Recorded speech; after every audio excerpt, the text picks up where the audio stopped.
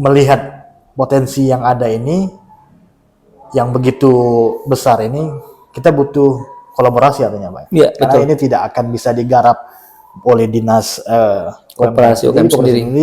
karena pariwisata juga harus hadir, kemudian juga dinas-dinas lain juga harus mensupport. UMKM ini bukan hanya dinas koperasi UKM yang di situ berperan. Ya, Karena seluruh dinas itu banyak ya, terutama kayak dinas Dakprin, mereka punya juga ya, program tua UMKM. Kemudian dinas KB, KB juga punya program karena KB setelah punya. sektor punya. Iya. Kemudian dinas perikanan, Oh ya, dinas pertanian, pertanian. kemudian dinas sosial, Iya, tenaga kerjaan. iya.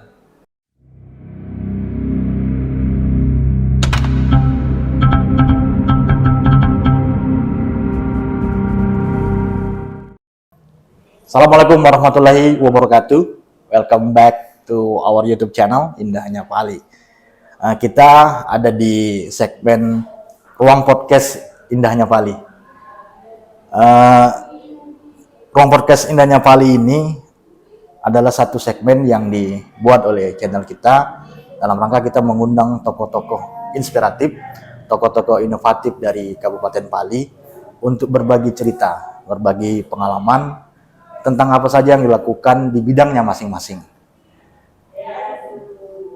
Pertengahan bulan Desember 2022 kemarin, kita melakukan sesuatu hal yang cukup bersejarah di Kabupaten Pali dengan berhasilnya pemecahan rekor manggang dan makan ikan sagarurung sebanyak 2022 di Kabupaten Pali. Hari ini telah hadir tokoh yang berperan besar dalam suksesnya acara tersebut. Please welcome Raden Abdul Rahman SPD, MPD, Kepala Dinas Koperasi dan UMKM, Pak. Siap. Ya. Apa kabar, Pak? Alhamdulillah baik ini Om. Kalau aku biasanya Pak Om ya, biar mudah. Lagi sibuk apa nih sekarang, Pak? Alhamdulillah ya, saat ini memang rutin kita ya, sudah masuk di TV1. Ya. Kita sudah konsolidasi dengan beberapa stakeholder internal dalam memusatkan apa program kerja yang sudah kita susun tahun 2022 kemarin. Siap. Oke, Pak, mungkin yang pertama kali kami pengen kenal dulu nih dengan Pak Rohman. Bapak asalnya dari mana, Pak? Aslinya dari mana? Kemudian pendidikannya sama sekarang apa yang dilakukan itu sebagai kepala dinas? Ya baik, Assalamualaikum warahmatullahi wabarakatuh. Waalaikumsalam. Izin perkenalkan, nama kami Raden Abdul Rahman. Aslinya dari Desa Betung, Kecamatan Abab atau asli Pali, Pak. Bagian dari asli Pali. Jadi di 5 kecamatan ini ada kecamatan termuda itu Kecamatan Abab. Ya. Dan Betung merupakan salah satu ibu kotanya. Kalau dulu hanya satu desa, sekarang Betung itu ada 3. Ya, sekarang Betung Barat dan Betung Selatan. Kami di situ pendidikan di SD 2 dulunya. Di sana, Pak? Di sana, di Betung. Tapi tidak sampai tamat karena untuk menjenjang lebih tinggi, Bapak dulu berpikirnya harus dihijrahkan. Ialah hijrah di Bailinjir. Oh, di Bailinjir Mubah. Karena Mubah itu memang dari dulu peradaban pendidikannya luar biasa ya. Ya. Di zaman itu. Dan saya menamatkan SDN 1 Bailinjir dan SMP 1 Bailinjir. Kemudian tahun 95 tamat, kami mencoba hijrah lagi ke Palembang. Ke Palembang. Ya, masuk di SMA 3 Palembang. Terus sembari ini kuliah kan. Kuliah alhamdulillah dulu diterima di Unsri di pendidikan fisika, FKIP Unsri. Jadi basis saya ini memang guru fisika itu. Agak sedikit murtad ya dengan ilmu. Kemudian di S2-nya saya di teknologi pendidikan. Teknologi pendidikan, ya, di Unsri juga? Di Unsri juga, karena memang dulu harus laras lah bahasanya saya kan. Iya. Ketika S1-nya SPD, ya S2-nya MPD. Nah, saya tidak pernah tahu kalau sejarahnya ternyata bisa merambah di luar dinas pendidikan. Iya, gitu. Sudah berkeluarga, Pak? Alhamdulillah sudah, istri 1, anak 1. Oke, istri 1, anak 1. Artinya kalau memang dari gelarnya udah kelihatan nih, sarjana pendidikan, master juga pendidikan di bidang teknologi pendidikan itu, Pak ya. Punya story dong berarti menjadi guru sebelum ke apa namanya itu ke bisnis, ke UMKM dan jadi kepala dinas di UMKM ini. Dulu sebelum di Pali di mana Pak ininya Pak? Oh ya, Mengabdinya. dulu saya di Oku Selatan. Ya. Jadi waktu pemekaran 2004 di Oku Selatan. Iya. Kemudian kami tes pertama kali di situ tahun 2004. Alhamdulillah lulus dan menjadi guru ya di perguna formasi kita waktu formasi di guru. Iya. Dapat di SMP Negeri 3 Morol Kisam. Oke. Jauh itu daerah pegunungan. Di pelosok tuh. Daerah terluar mungkin itu.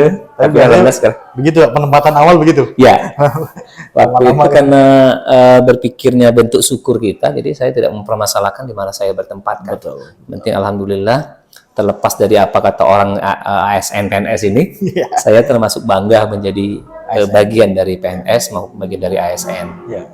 Nah dari sana kemudian karena di situ kan dulu sinyal susah. Iya. Listrik juga susah. Sedangkan kita kan biasa dari kota, tanda kutip ya, dari Palembang itu kan selalu berbasis internet segala macam kan. Iya. Nah, di situ sedikit seperti apa kan? Hmm. Dan banyak pengalamannya di situ. Saya terus di bidang pendidikan. Kemudian 2 tahun di situ saya juga pionir pendirian SMA 1 Kisam Ilir sekarang namanya. Oke. Karena berpikir saya harus memperkenalkan diri supaya dikenal orang. Ya. Ya kan? Benar. Siapa sih Rohman di situ kan? Iya. Tidak akan kenal seorang kepala dinas pendidikan dengan saya kalau saya tidak ada karya. Betul, betul. Nah, jadi lama laun akhirnya saya pun dikenal oleh kepala dinas pendidikan, oleh Pak Sekretaris, oleh Pak Kabid, kasih kasubagnya di situ. Jadi setiap ada event apapun terkait dengan pelatihan guru, biasanya guru IPA dan guru fisika tuh pasti nominasi saya masuk di situ. Oke. Gitu. Karena kenal ya itu ya. Iya. Oh jadi dulu kenapa diinisiasi SMA itu Pak? Apakah ada keterbatasan atau apa di situ? Ya, dulu namanya di SMP 3 Marukis 1 di Desa Pengandonan. Jadi 2005 saya masuk itu banyak putus sekolah. Oke. Jadi kalau tamat SMP bagi ekonomi yang menengah ke bawah dipastikan mereka tidak bisa sekolah lagi untuk SMA. Iya. Karena kalau ke SMA mereka harus keluar kecamatan dan keluar kota. Ada yang ke Morodoa, ada yang ke Lampung. Iya. Nah itu tentunya butuh biaya yang tinggi. Biaya tinggi ya. Nah, dari situlah pemikiran saya anak-anak ini harus tetap sekolah. Iya. Karena saya bilang kalau kamu merantau tamat ijazah SMP Susah bersaing. susah untuk mencari pekerjaan. Tapi kalau sudah tamat ijazah SMA mudah-mudahan mau kerja di pabrik, mau kerja di security segala macam ada pertimbangan lain. Iya, iya, iya. Nah, karena untuk mendirikan SMA ini kan belum tentu secepat itu Iya. untuk unit sekolah baru. Jadi saya berkonsultasi ke Kepala Dinas Pendidikan. Waktu itu kita diberikan keleluasaan untuk membuat anak-anak tetap sekolah Iya. di sana di SMP tadi dengan pola kelas jauh. Nah, kebenaran saya ditunjuk koordinator kalau kata kawan saya itu kepala sekolah kecil. Waktu itu alhamdulillah ada 73 siswanya. Jadi ada 2 kelas kita buat waktu itu. Karena memang mereka butuh, Pak ya. Butuh.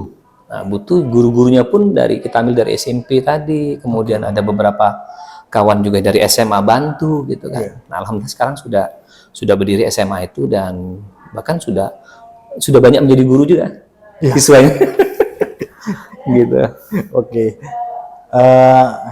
Berapa lama tuh jadi tenaga pendidik, Pak? Jadi tenaga pendidik saya 8 tahun. 8 tahun. 8 tahun jadi guru. Kemudian waktu itu sertifikasi sedang lagi luar biasa bagi guru. Jadi zaman emas guru sebenarnya ada di sertifikasi waktu Sertifikasi. tahun 2010 saya waktu itu kebenaran baru 5 tahun menjadi guru. Nah tahun 2009 waktu ada persyaratan bahwa untuk 5 tahun ini bisa menjadi guru sertifikasi itu tanda kutip ya harus punya semacam prestasi di tingkat nasional. Nah, memang dulu saya aktif di guru SMP, saya aktif di lomba-lomba inovasi di provinsi, pernah jadi juara 3, kemudian di tingkat nasional pun tahun 2009 saya inovasi media pembelajaran, itu juara tingkat nasional. Inovasi di bidang media pembelajaran. Karena di kami guru itu kan dituntut untuk berinovasi terus supaya pembelajaran ini tetap Iya. enjoy, kemudian anak juga bisa menerimanya. Dan itu harus interaktif. Harus interaktif. Iya. Dan kemudian saya ambil memang waktu itu lebih ke yang sekarang lah kekinian ya, Digitalisasi. digitalisasi. Yes. Jadi memang saya S1, S2 juga dulu sudah ngambil ke situ. Di teknologi Saya pendidikan. Makromedia Plus kan, Oke. zaman 2003 Ya itu lagi itu. happening gitu. Kalau sekarang mungkin orang sudah pakai IU di Ah, Android segala itu. macam. Dulu Makromedia Flash itu luar biasa itu. Iya, jadi saya belajarnya di majalah PC Plus. Nah, iya. Benar. Zaman saya kuliah itu masih Pak. 2001 2002. Ya, dulu enggak. Dan itu belum Itu benar-benar happening belum. Semua pakai Makromedia Flash. gitu. Dan itu di teknologi pendidikan dipelajari itu. Iya. Saya dalami di situ. Makromedia Flash. Jadi karena untuk membantu kayak fisika ya. Iya. Fisika ini kan kita harus harusnya kan belajar itu harus realita. Ya. Yang lebih enak langsung dengan pembelajaran langsung. Tapi bagaimana kita mau menghadirkan pembelajaran langsung sedangkan ada beberapa materi itu yang abstrak. Iya. Ada juga yang sangat jauh dan sangat besar tidak bisa kita hadirkan. Iya. Contoh misalnya tentang tata surya. Iya. Kan kalau kita munculkan belajar bagaimana tata surya, Hmm. bagaimana revolusi, bagaimana evolusi, bagaimana yang namanya gerhana bulan segala macam itu tanpa animasi, Iya, itu enggak. kurasa sedikit membuat halangan lah bagi anak-anak untuk memahami pelajaran itu. Membayangkannya jadi susah. Jadi kita inisiasi lah di situ membuat pelajaran interaktif Iya. tentang tata surya, bagaimana bulan mengelilingi bumi, berputar pada porosnya sendiri, bagaimana dia bersama-sama bumi mengelilingi matahari. Nah, dan itu juga membuat pembelajaran tanpa batas dan ruang dan waktu. Ya, gitu. Jadi ini ya. Tapi hanya fisika aja Pak ya? Nggak nyampe metafisik Pak ya? Kalau metafisik itulah sudah diambil oleh Om Udin ya. Udah lain. Hanya saya tadi. Iya. Iya. Oke Pak. Ini kita bicara dulu batas ini pengalaman Pak Rohman di bidang pendidikan Pak ya. Artinya dari dulu memang sudah banyak inovasi yang dilakukan sampai juara 3 nasional, artinya itu luar biasa sekali. Ada lagi inovasi yang dilakukan Pak di pendidikan itu, Oh ya. yang dirintis oleh Pak Rohman. Di Dinas Pendidikan Kabupaten Oku Selatan, saya yang sampai kemarin banyak mendapat apresiasi dari kawan-kawan guru ya. Ya. Itu saya buat klinik Handayani. Klinik Handayani. Nah itu kan bagi orang dulu saya juga sempat diprotes kawan-kawan Iya. Dinas Kesehatan, ngapain Dinas Pendidikan buat klinik? Saya buka klinik Handayani. Kenapa? Untuk naik pangkat bagi guru Ya. itu ke 4B ya. Guru tuh dulu pasti mentoknya di 4A. Ya. Ya. Oh ya, untuk Pasti mentok di 4A. Ya. Karena tidak bisa membuat PAK, tidak bisa membuat penelitian, Ya. sehingga dia mentok di 4A. Ya. Nah itu menjadi momok. Ya. Semua guru lama. Heeh. Nah, sedangkan membuat PAK itu kan penilaian angka kredit. Mereka guru kan pakai kredit nilai pangkatnya. Seperti fungsional kita sekarang ini kan Ya, kredit. Nah di guru itu sudah tertib. Tapi lagi-lagi tadi. Nah inisiasi inilah yang saya ambil. Bagaimana supaya guru ini mereka ketika sama kayak penyakit lah. Ya. Kayak dokter kan. Ya, betul. Masalahnya apa? Masalahnya apa ya? Nah ini seperti apa? Resepnya Kita- begini. resepnya ini sudah. Nanti bagi ini kita ada pendampingan, ada sosialisasi, gitu kan. Kita juga membuat tim PAK lah ya. Yang tim PAK memang sudah. Dan dulu kalau ini luar biasa mungkin biaya yang digunakan di luar itu kan. Ya. Mungkin di rumor-rumor itu kan luar biasa. Nah itu alhamdulillah berkat dukungan dari pimpinan, beliau pengen bersih-bersih juga gitu kan. Kami membuat klinik itu. Nah alhamdulillah dari situ guru-guru kami setiap semester selalu mengadakan sosialisasi. Kami mengaktifkan tim PAK lagi di sekolah, Ya. tim PAK di kecamatan, tim PAK di kabupaten. Kita aktifkan semua supaya terang benderang. Ya, benar. Ya kan? Jadi kalaupun nantinya mereka ada yang mau budikan, bahasa tanda kutip, ya harga ikan itu sekilo itu 10.000. Masa ada yang jual sampai 50.000? Nah, gitu kan? Benar. Gitu kan? Jadi mereka tahu gitu kan? Iya. Oh ternyata kemahalan. Iya. Ternyata kalau ikan tuh harganya 10.000. Harganya gitu. 10.000. Nah, itu menjadikan pencerahan ke kawan-kawan. Alhamdulillah di situ banyak kawan-kawan naik ke 4B. Baik. Nah, untuk ke 4C sebenarnya kemarin karena saya tidak lama di sana, cuma 8 tahun ya. Kemudian saya juga butuh promosi kan. Iya. Itu saya pindah gitu ya. Pindah ke Ke Dinas Dukcapil. Dukcapil. Oh, Dukcapil ini biasanya inovasinya banyak, Pak. Iya. Karena di pelayanan publik, terutama di pelayanan kependudukan, memang seperti di Pali sendiri sebenarnya ini banyak sekali yang dilakukan inovasi untuk apa istilahnya itu menyederhanakan adanya proses yang bagi masyarakat itu masih rumit gitu. Sehingga Dukcapil butuh inovasi terobosan bagaimana itu supaya lebih cepat dan bisa diakses. Nah, selama di Dukcapil di Oku Selatan ada inovasi yang dilakukan, Pak?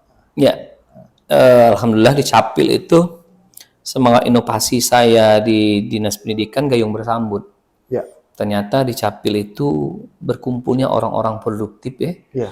Berkumpulnya orang-orang yang mempunyai inovasi-inovasi yang luar biasa. Jadi ketika di situ saya cek antara saya beberapa ini, ternyata mereka punya kabin inovasi. Ya. Malahan. Punya sendiri ya? Punya sendiri, punya kabin inovasi. Dan saya browsing juga, kemudian saya cek yang lama-lama seperti apa. Nah ternyata yang saya ikut itu adalah Sinopik, Sistem Inovasi Pelayanan Publik atau SIPP, termasuk IGA itu kan Innovative Government Award ya. Di situ juga yang menentukan apa? Baik tidaknya kabupaten pada kutip ya. Inovasi pemerintah daerah ya. Kalau dulu gengsi luar biasa itu. Luar biasa. Karena ada nanti kategorinya apa tuh? Ada kabupaten tidak inovatif, berarti kurang inovatif dan sama inovatif. Nah, itu. Nah, ini kan bagi kabupaten kan luar biasa nih. Jangan sampai alhamdulillah Pali sekarang sudah nih ya. Sudah inovatif. Kabupaten inovatif. Sudah hijau ya. Nah, kalau dulu misalnya ngeri juga kita. Dulu sempat disclaimer malah. tidak dilakukan penilaian. Berarti di bawah yang apa tadi? Tapi alhamdulillah luar biasa nih yang dilakukan oleh Litbang ini mengangkat Pali ya, sehingga menjadi kabupaten inovatif. Nah, jadi kembali ke Capil tadi, kebenaran saya di situ dipromosikan menjadi Kepala Bidang Pengelolaan Informasi Administrasi Kependudukan atau PIA. Nah, PIA ini menjadi sentral ya. Kalau bahasanya brainware and software-nya lah ya. Itu adanya di PIA. Jadi sistem yang ada itu. Nah, yang dulu juga sudah banyak dilakukan. Saya juga berpikir dengan kawan-kawan. Kebenaran waktu itu juga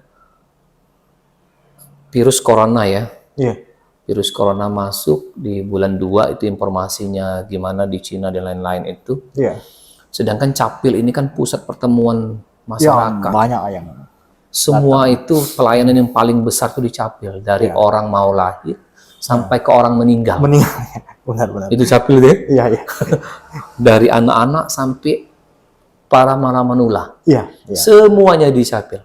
Nah, saya bilang ini kalau tidak ada inovasi dengan Ibu Kadin, bisa jadi sentral penularan, saya bilang. Nah, akhirnya kami coba bagaimana supaya masyarakat ini tidak perlu datang lagi ke Capil. Jadi cukup mengakses internet gitu kan. Supaya pelayanan mereka bisa langsung mereka laksanakan di rumah dan bisa diperintah sendiri. Oh, secara mandiri. Nah akhirnya kami dengan tim dan kemudian saya inisiasi mencari referensi, dapat sistem itu dan aplikasinya. Saya namakan juga, kami namakan sistemnya itu Sikupi Gula Aren. Sikupi Gula Aren ya. Sikupi Gula Aren. Jadi inovasinya itu Sikupi Gula Aren. Itu dia ada 13 pelayanan.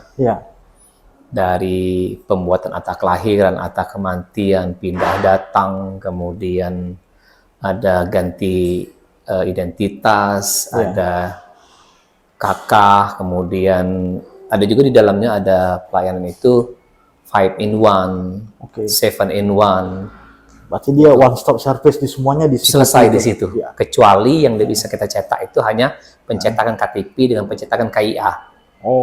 Dia harus datang. Ya. Tapi sudah sudah kita cetakkan. Sudah cetakan. Artinya tinggal ngambil aja. Tinggal ngambil saja, dia buat format di situ bahwa akan datang siapa yang ngambilnya akan situ. Iya. Kalau yang lain-lain mereka cetak di rumah sendiri. Iya. Dengan klasifikasi, kalau waktu itu kertas A4 80 gram. Clear. Iya. Alhamdulillah sudah kita launching dan kabarnya kemarin alhamdulillah kabar baik. Kemarin tahun 2022 kemarin itu salah satu menjadi top 3 inovator ya yang oleh dibawa rekan-rekan itu di tingkat provinsi sudah di lomba inovasi daerah. Oke. Si Kopi Gula Aren namanya. Si kopi gula aren. Kopi diambil dari kopi itu Pak ya? Ya, karena memang Oku Selatan itu 70.000 hektar Luar biasa punya ya. lahan pertanian kopi punya masyarakat. 70.000 hektar. 70.000 Itu hektar. punya masyarakat, punya Punya rakyat. masyarakat, punya rakyat.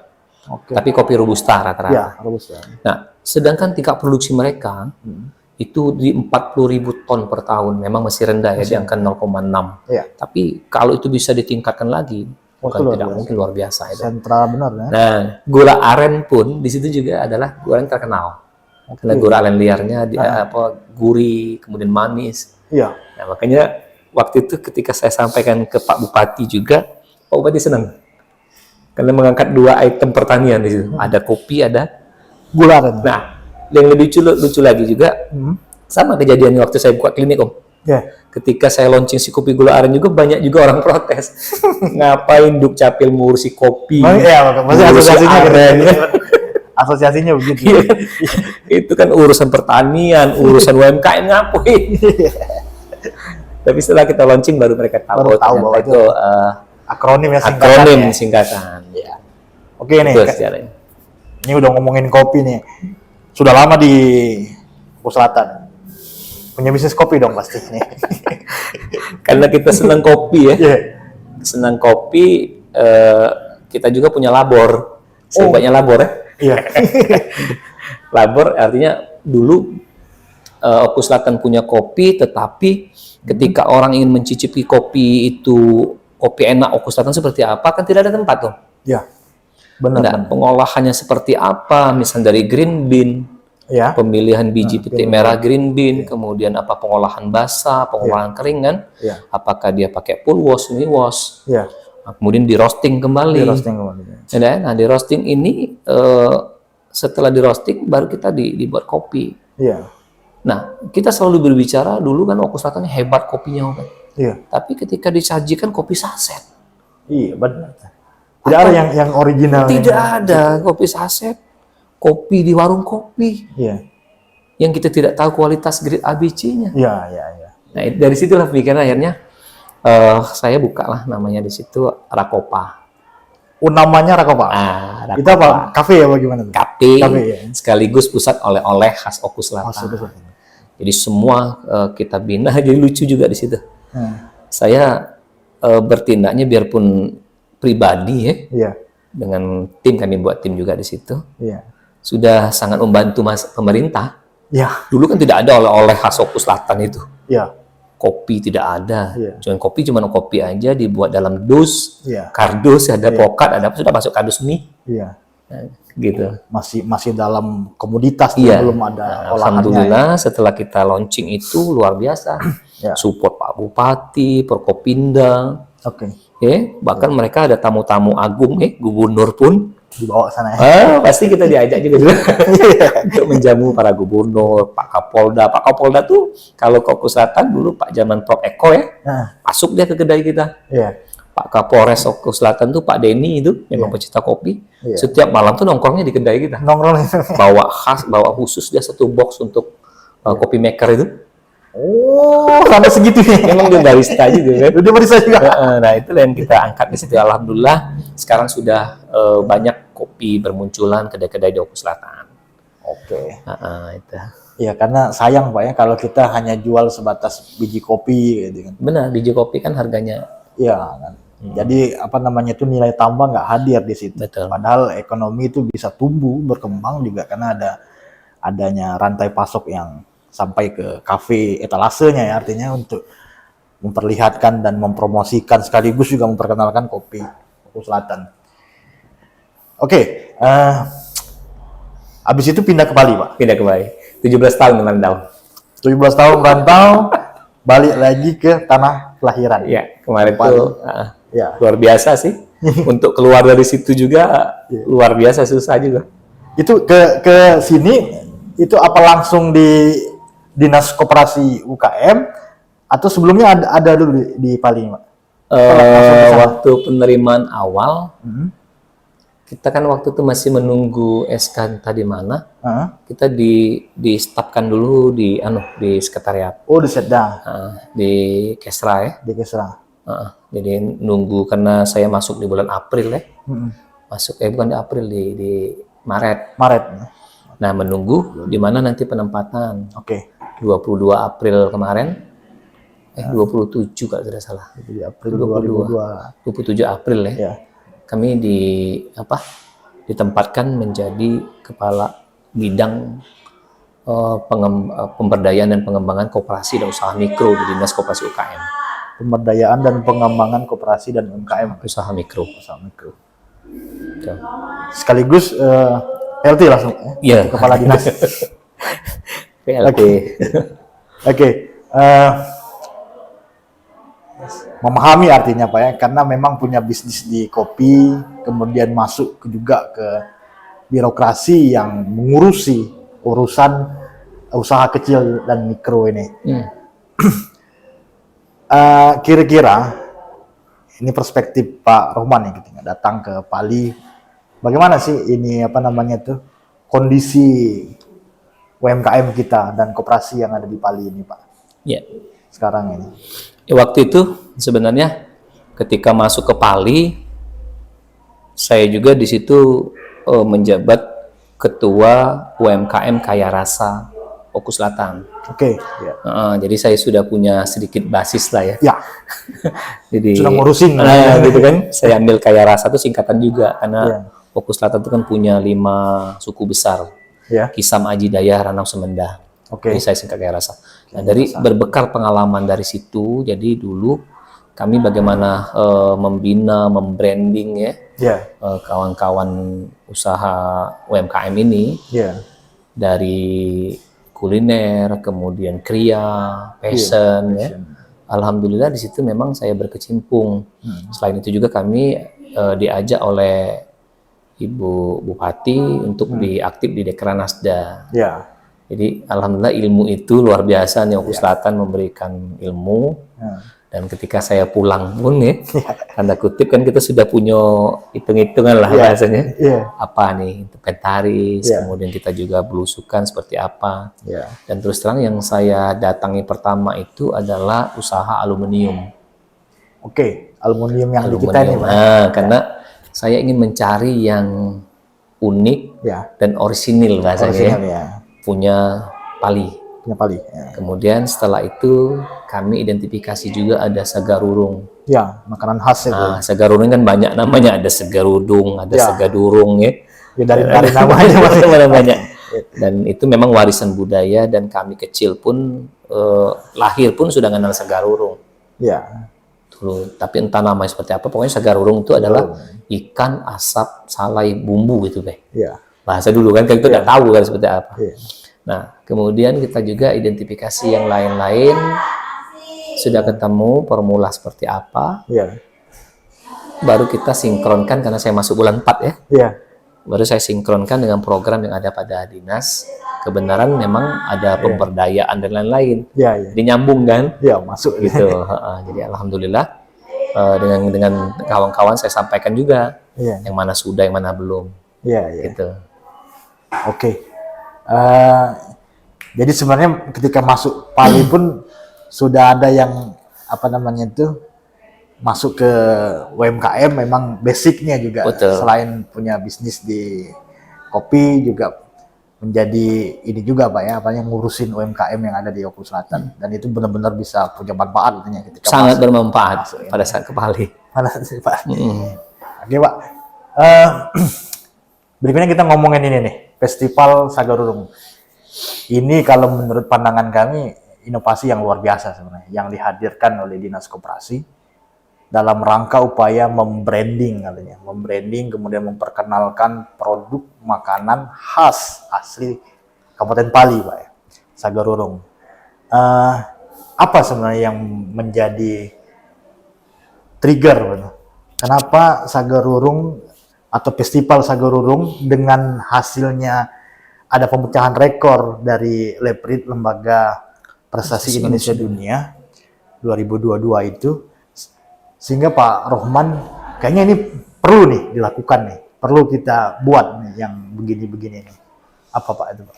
Ya, yang pertama saya lihat kan sebenarnya sudah dilakukan oleh dinas lain, Ya, seperti Dinas Pariwisata dan Kebudayaan. Alhamdulillah mereka sudah mendaftarkan Sagarurung ini menjadi warisan budaya tak benda Indonesia asli Pali. Kemudian Litbang sendiri, alhamdulillah, terima kasih juga nih, sudah mempatenkan ya, bahwa Sagarurung itu menjadi hak komunal ya, ya, hak komunal. hak komunal, kekayaan intelektual komunal untuk Pali. Ya, Nah, saya pikir ini perlu digaungkan. oke. Ya, Nah, kemudian kami meminta petunjuk dengan Pak Bupati, dengan Bu Sekda, bahwa ini juga harus menjadi apa bahasa kita tuh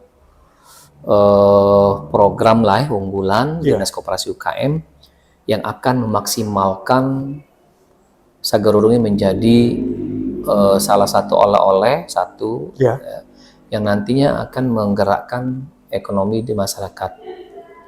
Itu. Nah, alhamdulillah gayung bersambut Pak Bupati, Pak Wabu, Bu Sekda, TAPD juga sangat support gitu kan. Karena kita Sagarurung ini kenapa butuh seperti itu sebelumnya juga. Sagarurung ini kan sudah ada ya. Tetapi yang kenalnya itu paling orang-orang Pali. Ya, dalam Pali, Pak. Dalam Pali. Dan dulu juga mencarinya susah kan, Om. Ya. Harus pesan dulu. Jadi kalau ada tamu hari ini, dia pesan dulu. Di Tanjung Kurung, kan Tanjung Kurung ya banyak basis Tanjung Kurung, di Abab. Nah kan punya waktuan. Kemudian dari apa ke higienisan, kemudian dari mutu kayaknya butuh polesan juga. Nah di endingnya makanya kita butuh juga publis ini menggaungkan salah satu dengan festival. Di dalamnya itu kebenaran festival Sagarurung itu dalamnya salah satunya adalah pemecahan rekor tadi. Pemecahan rekor yang pemecahan rekor tadi kan sebenarnya kalau orang menilainya kok kecil banget ya. Kita ambil dari nomor cantiknya aja. 2022 ekor. Iya. Karena pas tahunnya juga ada 12 juga kan. Oh iya 12. Oh iya. Shopee deh ya kalau wah ini jadi iklan diskon. Kalau di dunia marketing itu jadi apa namanya itu? Penarik minat. Penarik kan. Yang cantik-cantik begitu 2022 pemecahan rekor manggang dan makan ikan Sagarurung. Ini dampaknya luar biasa, Pak. Kalau dilihat kemarin antusiasme masyarakat terhadap event ini juga luar biasa. Apakah ini akan annual ke depannya? Apakah kita akan setiap tahun ini diadakan atau seperti apa, Pak, konsepnya untuk ke depan? Ya, sebenarnya ini kemarin sudah saya bicarakan juga ke Kepala Dinas Pariwisata bahwa ini harus menjadi salah satu kalender event. Kalender event ya. Ini kan kalender event. Masalah tanggal, masalah bulan itu silakan terserah. Nah, kemudian nilainya pun di dalam itu kayak boleh. Jadi festival itu hanya branding. Festival Sagarurung. Tapi di dalamnya boleh nanti. Contoh mungkin tahun ini nanti kita buat juga festival Sagarurung, tapi di dalamnya mungkin masak lemang. Bener. Iya kan? Karena cocok kayaknya Sagarurung dikawinkan dengan lemang ini. Jadi intinya mungkin kuliner yang ada yang khas kita angkat gitu kan. Jadi festival itu hanya sebatas penamaan saja. Nah di dalamnya banyak. Nah ini yang sudah kita sampaikan, kita komunikasikan ke Dinas Pariwisata dan Kebudayaan. Kemudian harus memang harus kerja keroyokan lah bahasanya ya. Berkolaborasi. Karena di tempat lain itu kita sebenarnya sudah bagus. Kemarin kita nominasi Candi Bumi Ayu sebagai pusat wisata ya. Kemudian ada kedua kita juga nominasi kerajinan ya. Kerajinan resam. Masuk kalau saya nominator 3 kemarin ya di tingkat nasional. Nah, kalau masalah wisata kita kalah mungkin ya dibanding Pagar Alam, Iya. dibanding Oku Selatan yang memang punya Alam yang alam bagus yang ya. indah segala macam, termasuk Palembang Iya. yang kuliner banyak. Iya. Nah, artinya kalau tidak membuat event-event yang lain yang menarik minat orang ke sini, Iya. rasa orang Iya. akan seperti apa kan Iya. Iya. datangnya. Tapi ketika misalnya Festival Sagerung ke depan, Iya.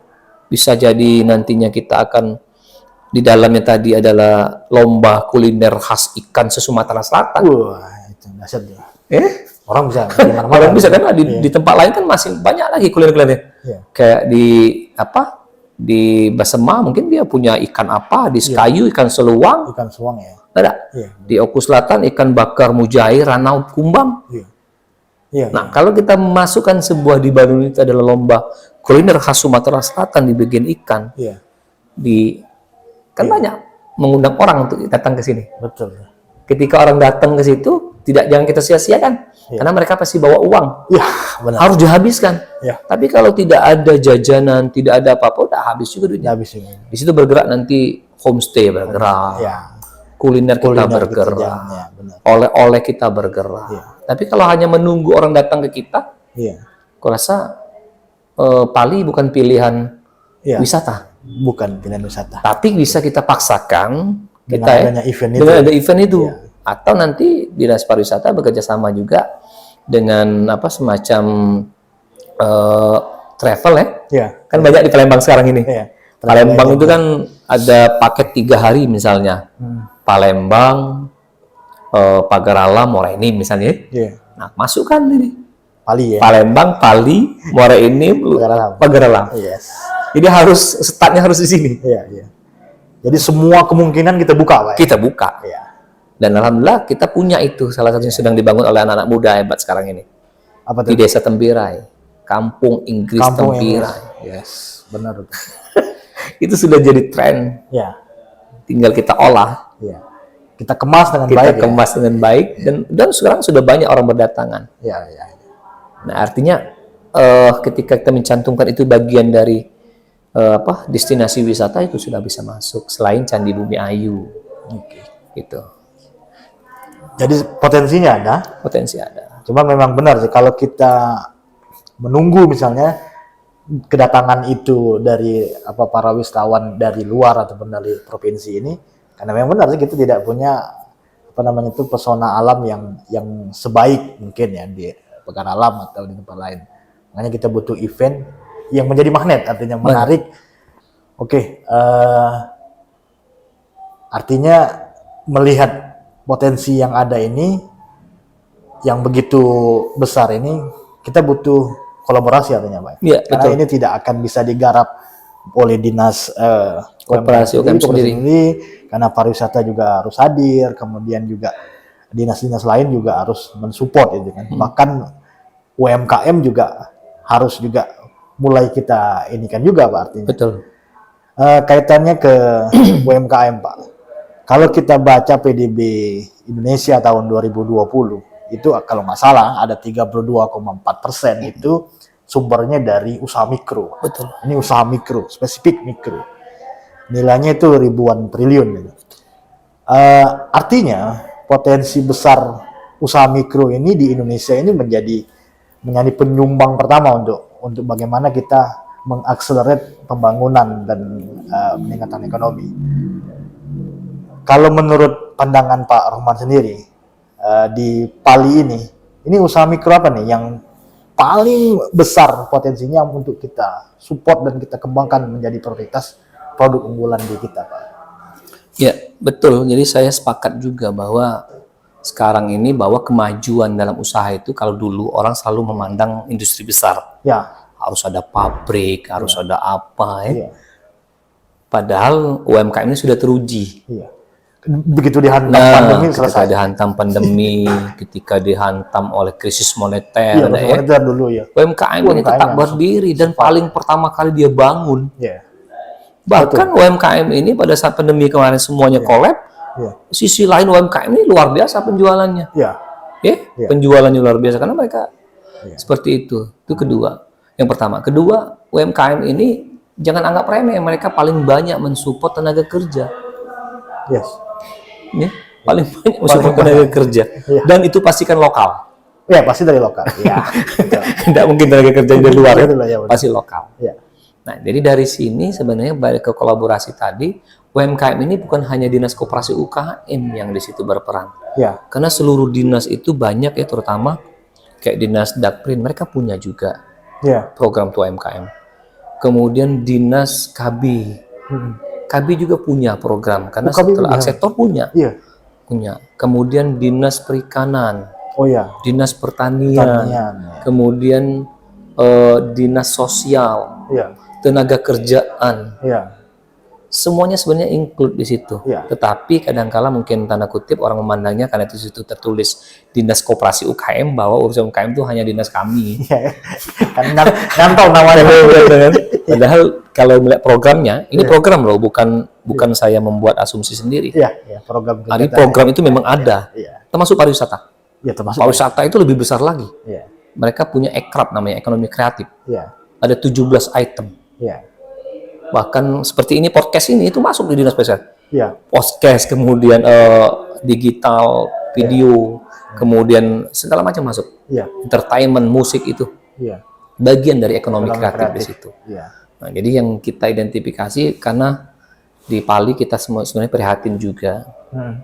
Dulu Pali memang di bidang perkebunan luar biasa jayanya waktu tahun 80, tahun 90-an sampai tahun 2000-an itu berjaya dengan karet.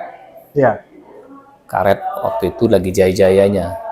Nah, sekarang ini kita prihatin juga kenapa di barisan masyarakat karet ini bukan hal yang menjanjikan lagi. Iya. Sedangkan pola masyarakat kita mau tidak mau sekarang ini tetap bertahan di karet. Iya. Biarpun harganya murah, tetap bertahan di karet. Iya. Nah, ini sedih kita. Iya. Nah, makanya UMKM harus hadir di situ. Iya. Bagaimana mengedukasi mereka harus ada tambahan lah, Iya. ya, melalui beberapa program. Misalnya saya ikan Sagarung tadi, alhamdulillah dengan kita launching tadi, Iya. geliat di masyarakat sudah mulai banyak yang melirik itu. Iya. Nah, itu rantainya panjang. Iya. Stoknya dari mana? Benar ya. Bahan baku ya. Bahan baku dari perikanan. Iya. Ikan harus ada. Ikan Nanti harus ada. rumah-rumah mungkin akan membuat karena terus terang kita kemarin saya cek tuh mungkin hampir 60% ya Iya. ikan kita ekspor lah ya dari luar kabupaten ya. Iya. Mungkin ya. Benar. Karena saya lihat pagi-pagi itu banyak mobil Yang bukan ngambil. plat Pali ya. Yang ngambil ya. Artinya ini menjadi tanda kutip peluang Iya. bagi masyarakat untuk membuat kolam ikan karena permintaan ikan sudah luar biasa. Iya. Ya, ikan gurami, ikan nila, Inilah ya. ikan Patin, ya. patin, Iya. sama ikan lele. Iya. Ini kan kalau secara ini kan agak sedikit gampang. Iya. Itu satu, artinya di bidang itu. Kemudian kita juga yang tidak kalah bagusnya itu di kerajinan, Oke. anyam-anyaman. Anyam-anyaman. Ini potensi besar juga, kenapa? Kita melimpah bahan baku. Iya. Nah, tinggal dipoles bagaimana kerajinan kita ini laku. Iya. Lakunya bukan tataran di dapur ibu-ibu. Iya. Kalau tataran di dapur ibu-ibu kan murah. Iya. Bagaimana dia bisa menjadi lakunya di pasaran menengah ke atas. Apakah dia bentuk aksesoris nantinya, Iya. atau bagian dari interior ruangan. Nah, ini yang kita angkat. Iya. Kemudian ada juga yang kita angkat yang di bidang usaha kaleng-kaleng. Usaha kaleng-kaleng ini kan usaha aluminium. Aluminium. Iya. Nah, aluminium ini itu kita juga punya sejarah dengan pendopo ini. Iya. Itu Aluminium juga. aluminium. Kemudian aneka keripik, dodol dan lain-lain tetap menjadi usaha rumah tangga ya. Iya. Termasuk juga kuliner-kuliner lainnya. Iya. Seperti warung makan, warung sarapan. Itu tetap kita bina. Iya. Karena itu menjadi masukan pendapatan keluarga. Bagi ibu-ibu dapat uang masukan selain gaji suaminya 50.000 per hari itu luar biasa itu. Sudah ya. Bagaimana dia ngelola gizi di rumah tangganya itu. Iya. Saya pastikan kalau 50.000 itu sudah makan ayam, sudah makan ikan kalau ibu ngelola. Tapi kalau bapak-bapak rasa nggak bisa makan ngajak sama orang makan kalau 50.000. Tapi kalau 50.000 untuk ibu-ibu, Iya. saya pastikan di situ sudah bergizi makanannya. Iya. Itu hebatnya ibu-ibu. Nah, ini yang menjadi ini kita bahwa bagaimana keluarga ini ada usaha tambahan. Ya. Ya, selain kehidupan mereka misalnya jadi petani atau gitu. Ada sampingan lah ya yang Ada dikerjakan sampingan. oleh ibu-ibu. Hmm. Begini Pak, UMKM sekarang ini penetrasi digitalisasi ya, karena di era keterbukaan sekarang ini persaingan artinya semakin terbuka juga. Ketika usaha kecil, usaha mikro ini rata-rata mereka ini secara produksi mungkin bisa survive, bisa baik katanya. Tapi yang menjadi kendala kadang-kadang untuk masuk ke dalam persaingan pasar, ini kan butuh peningkatan standar mutu, Pak. Standar mutu, kemudian juga butuh masuk ke dalam iklim digitalisasi yang sekarang sangat berkembang. Iya. Orang dari luar negeri bahkan bisa beli produk keripik dari kita kan ini. Dan ini apa sih sebenarnya yang sudah dilakukan oleh Bapak di Dinas Koperasi terkait bagaimana kita membawa UMKM kita ini naik kelas, Pak, bahasanya. Ya, okay. Naik kelas dari sisi aspek pengerjaan, permodalan, kemudian omset maupun bagaimana mereka memproses produksi dan menjualnya itu, Pak. Jadi betul saat ini kita sepakat bahwa UMKM harus naik kelas. Yes. Ya. Nah, salah satu apa sih elemen yang naik kelas itu kan? Mungkin ada melek hukum di situnya, kemudian ada HKI, kemudian ada inovasi, perbaikan mutu dan lain-lain, ya. Termasuk pasar digital, marketplace ya. Mau tidak mau. Ya. Nah, alhamdulillah Dinas Litbang ya sudah banyak membantu kawan-kawan UMKM terkait untuk fasilitasi HKI, hak merek segala macam itu. Nah, ini bagian dari support sistem dari dari bank untuk membantu UMKM paling naik kelas. Kemudian dari kawan-kawan juga dari Dinas PTSP, PMPTSP, dengan NIB, dengan PRT, dengan kesehatan juga. Itu mengarah ke situ. Itu naiknya signifikan tahun ini? Nah, sangat signifikan. Alhamdulillah. Kawan-kawan Dinas PTSP itu bahkan kewalahan. Sampai protes nelpon dia.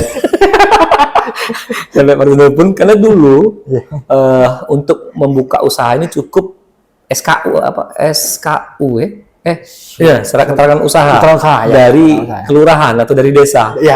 Nah, untuk tahun ini dengan Dinas Litbang juga dengan Dinas PTSP sepakat. Biar ini terintegrasi dengan baik, kemudian terinventaris kita memang adanya harus pakai NIB, nomor induk berusaha. Nah, alhamdulillah kawan-kawan sudah kita arahkan ke situ. Nah, pembinaan bagaimana nanti biar bisa eksis dan bisa merambah ke pasar besar lah. Mungkin belum global ya, tapi paling tidak nasional lah. Kita harus mengiringi mereka dari tingkat produksi, mutu kan. Ini kita giring. Jadi secara label hukum mereknya dia sudah ada, PRT dia sudah ada, halal mereka sudah ada. Kemudian kemasan mereka sudah ada, alat bantu produksi kita sudah bantu misalnya ada. Nah, tinggal lagi kita bagaimana strategi pemasaran biar bisa lebih banyak. Nah, alhamdulillah sekarang ini Pak Jokowi juga sudah sangat membantu UMKM dengan menerapkan P3DN itu, bahwa harus banyak belanja barang dalam negeri. Nah, ini kemarin kami sudah diskusi dengan WLP. Bagaimana kita untuk memagari produk kawan-kawan UMKM ini masuk di e-katalog lokal. E-katalog lokal. Jadi ke depannya dari mana dulu? Ya dari kita dulu lah, dari OPD yang ada. Dari OPD, camat, kades. Mereka wajiblah menganggarkan untuk pembelian produk UMKM kita lokal. Itu yang diprioritaskan. Yang diprioritaskan. Selain nantinya kita memang melakukan promosi ke luar-luar. Pertama kita juga sekarang alhamdulillah beberapa dinas juga sudah kolaborasi. Kemarin kita ikut juga pameran PTSP. Iya, kita diajak oleh Dinas PTSP pameran tentang tourism investasi segala macam di ini. UMKM juga diajak. Dan kami hadirkan di situ 2 pengrajin sagarurung dan tepung mokaf. Alhamdulillah sangat sambutan baik. Kenapa kita langsung ajak ke mereka biar mereka bisa interaksi dengan para penjual. Nah, ini salah satu tantangan kita benar. Jadi UMKM naik kelas ini bukan hal perkara yang mudah ya. Dan terus terang saya pribadi pun ini terus mencari referensi, Ya. terus mencari pendampingan ya, kawan-kawan yang memang sudah duluan lebih dari kita. Ya. Termasuk mungkin ke depan juga kami akan berbicara dengan para konsultan Yes. supaya betul-betul terarah Ya. UMKM naik kelas ini terukur nantinya. Ya. Roadmap-nya mau kemana di bawah? Jelas gitu kan, Ya. tahun pertama, tahun kedua, Ya. itu jelas gitu kan. Jadi bukan semacam insidental, bukan. Ya, betul, Pak. Memang terprogram. Dan ini kami juga minta Litbang ini, sepertinya Litbang harus berperan banyak ke kami nih. Ya. Litbang ini kan tadi brandware ya, brandware-nya kabupaten, pemikirnya di sini nih. Jadi ketika ada hambatan kami wajib ke sini. Apa istilahnya think tanker, teman berpikirnya di Nah itu, bukan teman berpikir, kalau kami serahkan pikiran. Iya, iya, iya. Dan teman Litbang ini, kami senang, kami tinggal diintervensi nantinya. Pak, yang kamu lakukan satu tahap ini adalah ini, tahap kedua adalah ini. Nah itu kami butuh itu, Pak. Ya, oke. Dari Litbang juga. Gitu. Ya. Begini Pak, sebenarnya yang tahun ini, tahun 2002 kemarin, banyak sebenarnya produk yang masuk ke Litbang gitu dalam rangka pengujian mutu, Pak. Pengujian mutu, komposisi dan segala macam yang banyak masuk itu adalah produk pangan dan pertanian. Nah, produk pangan yang Bapak sebutkan tadi, salah satunya tepung mokaf, itu kemarin sempat kami bawa, kami fasilitasi pengujian labnya tentang komposisinya, kemudian juga kandungan sampai ke angka kecukupan gizinya, presentasi segala macam. Karena ini kan penting ketika kita menghadirkan produk itu di labeli, di dalam labelnya harus ada mencantumkan komposisi, kemudian kandungan dan segala macamnya. Pembicaraannya juga panjang sebenarnya kemarin dengan lab ini, dan mungkin ini akan jadi salah satu cikal bakal kolaborasi kita yang akan panjang ceritanya, Pak. Karena benar tadi Bapak bilang bahwa pendampingan itu memang dari awal sampai produk itu siap bersaing di pasar itu memang harus kita lakukan. Nah, kami memang di Litbang concern dengan bagaimana kita mendampingi bersama dari aspek kelitbangannya tentunya, inovasinya. Nah, itu coba kita hadirkan bersama. Mungkin kedepannya ini akan menjadi salah satu topik yang harus kita kerjakan sama-sama, Pak. Jadi diskursus kita untuk bagaimana ini mengembangkan UMKM ini dengan dinas-dinas lain juga. Betul. Oke. UMKM, ini ada satu lagi nih. Ya. Koperasi. Nah, ya oke. Kita ngomongin koperasi. Banyak referensi yang saya baca. Saya sebelum diskusi ini, saya ada riset kecil-kecilan tentang koperasi yang ada di dunia ini, Pak.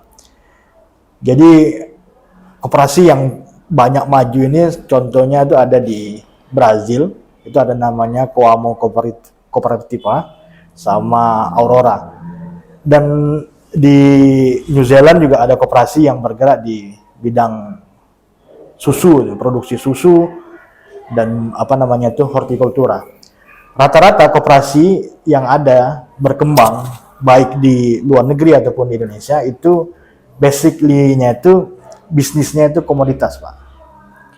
Kalau di Brazil anggotanya sampai 30.000 kalau nggak salah, itu main bisnisnya atau core bisnisnya itu di biji-bijian, di kedelai dan industri yang lain, sampai sekarang ini sudah menjadi merambah ke perbankan. Di Indonesia yang terkenal mungkin ada KPBS, Koperasi di Bandung Selatan yang persusuan. Kalau di Sumatera ini paling banyak koperasi itu plasma sawit. Yang berkembang itu. Jadi rata-rata di komoditas. Nah, pandangan Pak Rohman sendiri tentang perkembangan koperasi di Kabupaten Pali itu seperti apa, Pak? Apakah memang sama dengan begitu atau ada hal yang lain yang tumbuh misalnya berkembang di luar core bisnis komoditas tersebut, Pak? Baik, betul, makanya mungkin orang membuat nama dinas nih koperasi dan UKM ini pastilah melakukan kajian ya. Ya. Sebenarnya koperasi dan UKM ini sekali tiga uang, tidak bisa terpisahkan. Ya. Artinya ketika dia membuat koperasi itu untuk menjadi UMKM. UMKM, ya. UMKM nanti untuk ini adalah koperasi. Ya. Jadi memang harus seperti itu. Nah, Iya. di kita ini kemarin betul kita punya 117 koperasi Di Bali, Pak. di Pali dan ada 16 yang non aktif ya, tidak aktif ya. Iya. Dan memang betul kemarin 2022 ibaratnya itu ketika harus apa dulu yang akan kita jual, Iya. pertimbangan dengan waktu yang pendek, saya Iya. pilih dulu UMKM dulu UMKM maksimal. Ah, Nah, di 2022 ini 2003 ini kami akan menyentuh koperasi. koperasi. Betul, di beberapa kita juga punya koperasi mitra di Iya. GBS, mitra GBS sawit, kemudian ada di LKK, kemudian ada di Abi Rahmi, kemudian kemarin juga yang sekarang proses pengalihan ini di Proteksindo kan. Iya. Tapi lagi-lagi memang koperasi ini ada juga yang sehat, ada juga yang sakit. Tanda kutip kan ada yang juga butuh pengawasan. Iya. Nah, tahun ini program kami adalah salah satunya adalah pemeringkatan kesehatan koperasi. Oke, jadi diinventaris. Diinventaris Iya. dulu sebenarnya koperasi kita ini di posisi apa? Ya, ya, ya. Berapa yang sehat, berapa yang tidak sehat, Iya. berapa yang kita butuh pengawasan. Iya. Nah, setelah dapat data itu, baru kita akan melangkah tadi, oh yang ini sehat, kondisinya bisa kita goalkan lebih tinggi. Oke, oke. Karena di program pusat itu banyak sebenarnya untuk pendamping koperasi. Ya, kemudian di sisi lain juga kawan-kawan terutama ya. Nah, kemarin kita juga baru bantu melalui program Pak Bupati itu pemberian bahan baku kedelai untuk kawan-kawan perajin tempe dan tahu yang ada di Pali. Oke. Karena terjaring ada 40. Nah, rata-rata mereka berbicara bahwa susahnya mencari apa bahasanya itu ya, kedelai satu, kemudian naiknya tidak tanggung-tanggung sekarang ini. Karena impor itu, Pak. Nah, naiknya itu. Dan lagi-lagi kemarin berefek juga ketika kondisi ekonomi kita seperti ini, ditambah lagi naik harga tadi, Iya. itu mereka ada yang semacam collab apa. Iya. Jadi pas kita bantu kemarin dengan Pak Bupati kan, alhamdulillah mereka sudah bergeliat sendiri kan, sudah mulai bergeliat Sudah lagi. mulainya. Nah, itu coba kalau mereka punya koperasi.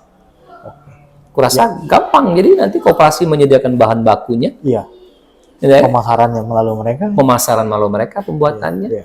Kemudian mereka butuh berapa hari penangguhan? Seminggu Iya. atau 2 hari atau 3 hari? Iya. Nah, itu bisa berputar di Bisa situnya. berputar, iya. Koperasi mungkin apa dengan tidak berbunga atau bunga rendah tuh Iya. sangat mampu gitu kan. Iya. Nah, ini salah satunya makanya butuhnya koperasi di situ. Iya. Yang kedua, yang kita angkat kembali itu kemarin adalah di bagian konveksi, kemudian pakaian, fashion, penjahit dan lain-lain. Iya. Rata, Iya. kebutuhan pakaian Pali adalah larinya keluar. Baik itu ke Morenim, ke Parabumuli, ke Palembang, ataupun ke Jakarta dan Bandung. Iya. Misalnya untuk pakaian olahraga anak-anak Iya. sekolah, pakaian sekolah, seragam anak-anak sekolah, Iya. atau pakaian kita pegawai ini kayaknya kalau dicek mungkin berapa persen yang ada di Pali. Iya. Nah, Betul. saya juga kemarin sudah inventaris juga ke kawan-kawan, salah satunya nanti akan ada pemeringkatan juga tentang kompetensi mereka sebagai penjahit. Oke. Nanti penjahit itu kita klasifikasikan lagi berapa penjahit profesional, Iya. berapa yang ini adalah sudah ada kelompok kelasnya, Iya. kemudian kemampuan produksi mereka berapa. Iya. Nah, hambatan lagi Iya. di bahan baku Bahan baku. dasar. Iya. Kalau mereka kan harus beli gulungan nih, Iya. sedangkan permintaan dari pasar misalnya tidak sampai 1 gulung, 1/4 gulung. Nah, 3/4 gulung kan matikan modal tuh. Matian modal ya, benar. Nah, kalau ada koperasi, Ya, mereka kan bisa mesen. betul. Oh Pak, kami cuma butuh 1/4 gulung, bisa dilayani. Kemudian apakah mereka tidak punya modal? Cukup nantinya mereka itu memberikan semacam nota pesan ya. Iya, iya. Yang dari kayak kita mesen kan? Pesannya. Nah ini Pak, kami ada 10 orang mesen. Iya. Lah ini dia ini ya. Heeh. Kami butuh sekian meter ini. Sekian meter ya. Nah, kita ada jaminan berarti. Iya, benar. Sudah kasihkan. Iya.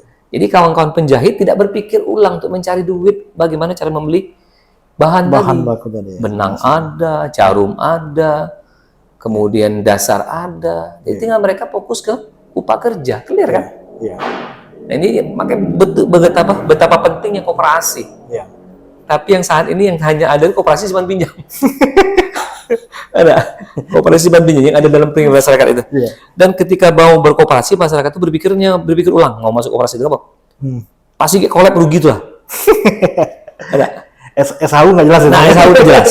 Jadi kemarin juga kita sudah sebarkan ke 117 koperasi itu, mereka harus melakukan RAT tahun ini. Iya. Jadi rapat anggota tahunan itu harus, karena itu wajib mutlak. Nah, kalau tidak mereka lakukan, kita akan beri surat teguran, 1, 2 peringatan ya. Kalau memang tidak, sudah kita bekukan saja. Iya. Gitu. Oke. Ya benar sih, Pak. Artinya memang dia ini saling support antara UMKM sama koperasi.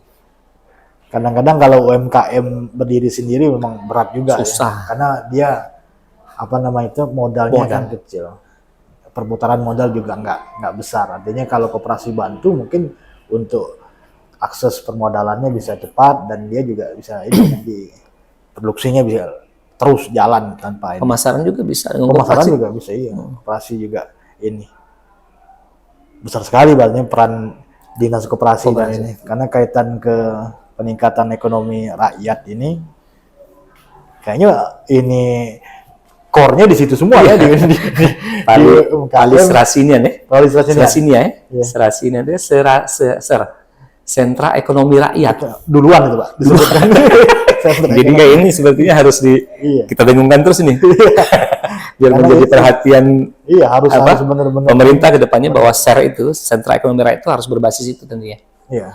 Karena kita tahu koperasi ini sudah teruji oleh dahulu tuh. Betul. Yang bisa mensejahterakan ini adalah koperasi.